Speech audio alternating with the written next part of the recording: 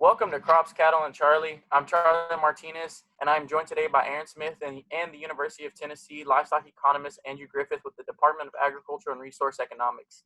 Dr. Griffith is going to be discussing benchmarking reproductive performance for beef cows in the cow herds.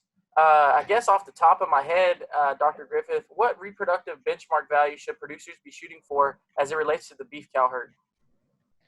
Well, when I start thinking about reproductive performance and the values that I'm looking at, number one, I'm going to be looking at for pregnancy rate.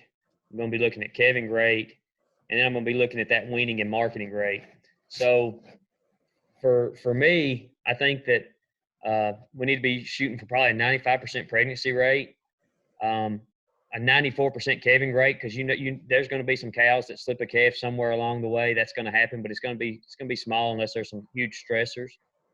And then, the key number at the end of the day is making sure we have a 90% weaning and marketing rate, because that's when the dollars come in and the bottom line is solidified.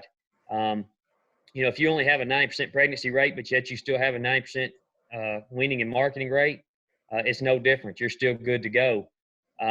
But to achieve that, a lot of times we have to have a lot higher pregnancy rate and calving rate to achieve that 9% weaning and marketing rate. Excellent. From an economist standpoint, why are meeting these benchmark values so important? Well, that's a great question, Aaron. A lot of people talk about market prices, and in the time that we're in right now with coronavirus hitting the market really hard, it's something that we can easily complain about because it's something that we can't control.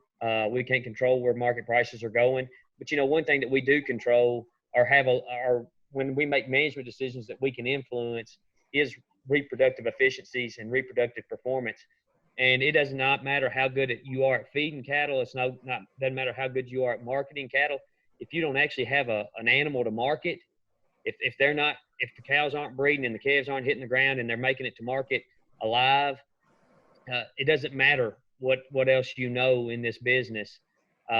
So that's why meeting these are so important. It's pretty much the key to being able to actually make a living and have some type of monetary return to this business is reproduction. And so it doesn't matter what else you think if you can't get cows bred and calves to market, prices don't ever matter.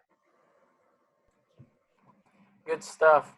Well, thank you for joining us. As the viewer, thank you for joining us for this episode of Crops, Cattle, and Charley.